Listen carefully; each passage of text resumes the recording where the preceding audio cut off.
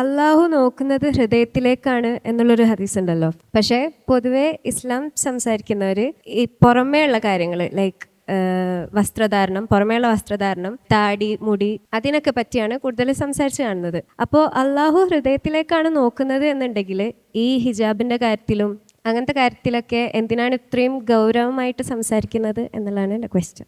ആ ഹദീസ് ഒന്ന് പൂർണ്ണമായിട്ട് നമ്മൾ വായിച്ചു കഴിഞ്ഞാൽ നമുക്കതിൽ വ്യക്തത കിട്ടും. ഇന്നല്ലാഹ ലാ യൻളുറു ഇലാ സുവരിക്കും വഅംവാലിക്കും വലാകി യൻളുറു ഇലാ ഖുലൂബിക്കും വ അഅമാലിക്കും. അഥവാ അള്ളാഹു നമ്മളെ സുവറിലേക്കല്ല, അഥവാ നമ്മളെ എത്രത്തോളം ഭംഗിയിൽ നടക്കുന്നു, നമ്മളെ ആകൃതി എങ്ങനെയാണ്, ഷേപ്പ് എങ്ങനെയാണ്, അതിലേക്കല്ല അള്ളാഹു നോക്കുന്നത്. അതേപോലെ നമ്മളെ സമ്പത്തിലേക്കല്ല നോക്കുന്നത്. അഥവാ എത്രത്തോളം നമ്മളിവിടെ അടിപൊളിയായിട്ട് നടക്കുന്നുണ്ട് എന്നതിലേക്കല്ല നോക്കുന്നതാണ് ആ രണ്ട് പ്രയോഗം കൊണ്ട് ഉദ്ദേശിക്കുന്നത്. പക്ഷെ എവിടെയൊക്കെ നോക്കുന്നത്? കൽബിലേക്കാണ് നോക്കുന്നത്. കൽബിൽ പഠിച്ചു പ്രവാചകൻ നിർത്തിയില്ല. വ അഅമാലിക്കും, പ്രവർത്തനത്തിലേക്കുമാണ് നോക്കുന്നത്.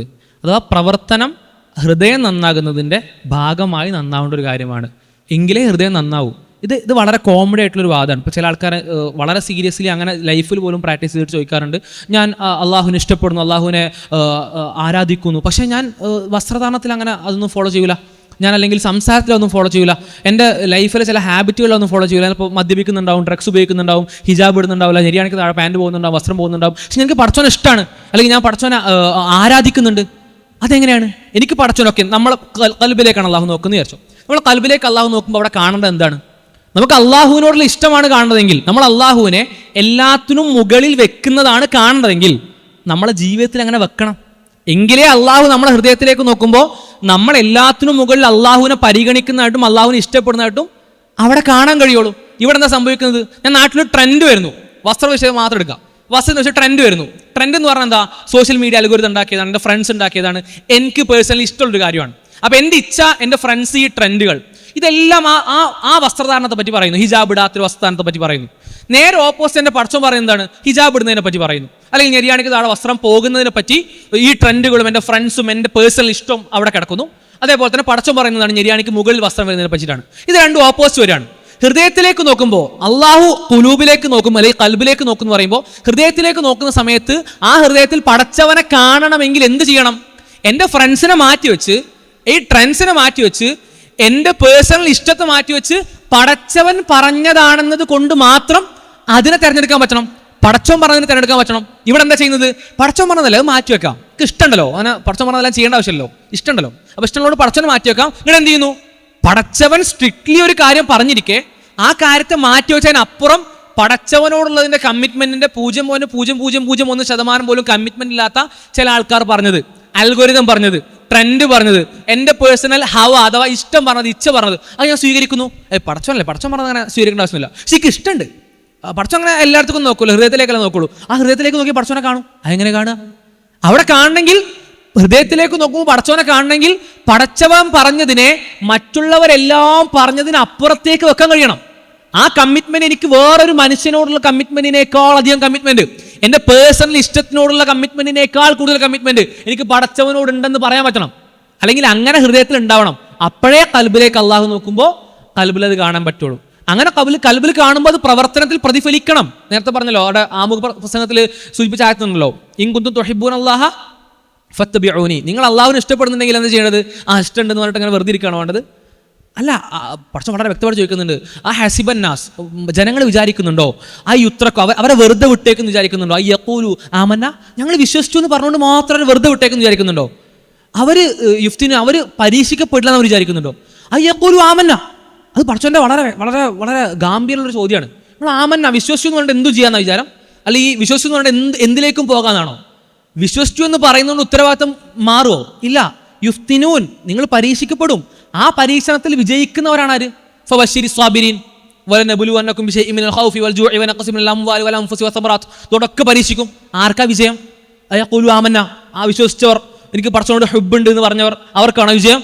അല്ല. ഫബശ്ശിരി സ്വാബിരീൻ, പരീക്ഷണങ്ങളിൽ ക്ഷമിച്ചവർ, പരീക്ഷണങ്ങളിൽ ക്ഷമിച്ച് അള്ളാഹുവിന്റെ മാർഗത്തിൽ ഉറച്ചു നിന്നവർ, അവർക്കേ വിജയമുള്ളൂ. അപ്പൊ കൽബ് നന്നാവുക എന്ന് പറഞ്ഞാൽ അത് പ്രവർത്തനത്തിൽ കാണണം. പ്രവർത്തനത്തിൽ അതില്ലെങ്കിൽ കൽബിൽ അതില്ല. പ്രവർത്തനത്തിൽ ഇത് കാണുന്നില്ലെങ്കിൽ കൽബിലേക്ക് നോക്കിയാലും പടച്ചോൻ അത് കാണാൻ കഴിയില്ല, അല്ലെങ്കിൽ അവിടെ അതില്ല എന്നർത്ഥം. മാത്രമല്ല, പടച്ചോൻ വളരെ വ്യക്തമായിട്ട് പറയുന്നു, ആമന്ന, വിശ്വസിച്ചു എന്ന് പറഞ്ഞതുകൊണ്ട് ഉത്തരവാദിത്തം പൂർത്തീകരിക്കപ്പെടുന്നില്ല. വിശ്വസിച്ചു എന്ന് പറഞ്ഞതുകൊണ്ട് അവർ വെറുതെ വിട്ടേക്കുമെന്ന് അവർ ധരിക്കണ്ട എന്ന് ഗൗരവകരമായ കൽപ്പനയും പടച്ചോൻ കൊടുക്കുന്നു. പിന്നെ രണ്ടാമത്തെ ഒരു കാര്യം, ഈ പറഞ്ഞ ന്യായം എന്തിനും പറയാന്നാണ്.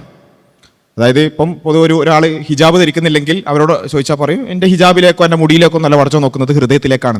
ഇതാർക്കും പറയാന്നുള്ളതാണ്. ഒരു കള്ളുകുടിയനോട് പോയിട്ട് നമ്മൾ പറയാണ് കള്ളു കുടിക്കരുത്, ഹറാമാണ്.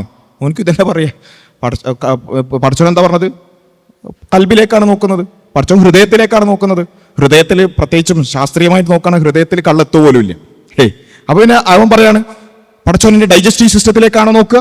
പടച്ചോൻ എൻ്റെ വയറ്റിലേക്കാണോ നോക്കുക? അല്ലല്ലോ, എൻ്റെ ഹൃദയത്തിലേക്കല്ലേ എന്ന് അവന് വേണമെങ്കിൽ പറഞ്ഞൂടെ? അതേപോലെ ഏത് കാര്യവും ഒരാൾ വ്യഭിചരിക്കുന്നു, വ്യഭിചാരം ഹറാമാകുന്നു എന്ന് നമ്മൾ പോയിട്ട് പറയാൻ, അപ്പോൾ പറയാണ് പടച്ചവൻ എൻ്റെ ലിംഗത്തിലേക്കാണോ നോക്കുന്നത്? അല്ലല്ലോ, ഹൃദയത്തിലേക്കല്ലേ എന്ന് വേണമെങ്കിൽ പറയാനോ? ഇവിടെ ഒന്നാമതായി നമ്മൾ മനസ്സിലാക്കേണ്ടത് ഹൃദയത്തിലേക്ക് നോക്കുക എന്നുള്ളത്. ഒന്നാമത് ആ ഹദീസിന്റെ തന്നെ ഒരു പദം കൂടി ഉണ്ട്, അമാലിക്കും എന്നുള്ളതുണ്ട്. അത് വേണ്ട, ഇനി കുലൂബിക്കും എന്നുള്ളത് മാത്രമാണ് നോക്കുക. എന്നാൽ പോലും എന്താ ആ കൽബിൽ എന്താണ് ഉള്ളത് എന്നാണ് പടച്ചവൻ നോക്കുന്നത്. പടച്ചവൻ ഒരു കാര്യം ഹറാമാണെന്ന് പറഞ്ഞു, എന്നിട്ടും നീ അത് ചെയ്യുന്നുണ്ടോ? ഇതാണ് നോക്കുക. പടച്ചവൻ വ്യഭിചാരം ഹറാമാണെന്ന് പറഞ്ഞു, നീ അത് ചെയ്യുന്നുണ്ടോ? പടച്ചവൻ ലഹരി ഹറാമാണെന്ന് പറഞ്ഞു, നീ അത് ചെയ്യുന്നുണ്ടോ? നിന്റെ ദേഹേച്ഛകളെ പടച്ചവന്റെ മുകളിലേക്ക് നീ പ്ലേസ് ചെയ്യുന്നുണ്ടോ? ഇതാണ് നോക്കുക. അത് പ്ലേസ് ചെയ്യുന്നില്ലെങ്കിൽ, ദേഹേച്ഛകളെയാണ് പടച്ചവനെ താഴേക്ക് വെക്കുന്നതെങ്കിൽ നീ എന്ത് ചെയ്യും? ഈ പറഞ്ഞ ഹറാമുകളിൽ നിന്ന് വിട്ടുനിൽക്കും. നിന്റെ പ്രവർത്തികൾ അത് പ്രതിഫലിക്കും. അത് ഹൃദയം ഇങ്ങനെ ഒരു ഐസൊലേറ്റഡ് ആയിട്ട് കിടക്കുക, പ്രവർത്തികൾ വേറെ ആയിട്ട് പോവുക, അങ്ങനെയല്ലല്ലോ. ഹൃദയം നന്നായാൽ പ്രവർത്തികളിൽ അത് പ്രതിഫലിക്കും. പടച്ചവനിൽ ഇപ്പൊ ഹിജാബുമായി ബന്ധപ്പെട്ടുകൊണ്ടുള്ള നിയമം, പടച്ചവനുള്ള സമർപ്പണം പരിപൂർണമായ അർത്ഥത്തിൽ നേരത്തെ പറഞ്ഞ അനുഭൂതിയോടുകൂടി പിന്നെ ആ നിലക്ക് അനുഭവിക്കുന്ന ഒരു മുസ്ലിം സ്ത്രീയെ സംബന്ധിച്ചിടത്തോളം ഹിജാബ് ധരിക്കുക എന്ന് പറയുന്നത് അവരെ ആസ്വദിച്ചിട്ടാണ് ചെയ്യുക, അല്ലേ? അപ്പൊ അതാണ് ഹൃദയത്തിൽ കാണുക, അതാണ് കൽബിൽ കാണുക. അവിടെ ഈ ഒരു വൈരുദ്ധ്യം യഥാർത്ഥത്തിൽ ഇങ്ങനെ പറയുകയാണെന്നുണ്ടെങ്കിൽ ഒന്നും തെറ്റാണെന്ന് നമുക്ക് പറയാൻ പറ്റൂല, ഒന്നിനെയും നമുക്ക് തിരുത്താൻ പറ്റൂല. അപ്പോൾ ഒന്നാമത് അത് ഏറ്റവും ബേസ്ലെസ് ആയിട്ടുള്ളൊരു ആർഗ്യുമെന്റ് ആണെന്നുള്ളത് കൂടി നമ്മൾ മനസ്സിലാക്കണം.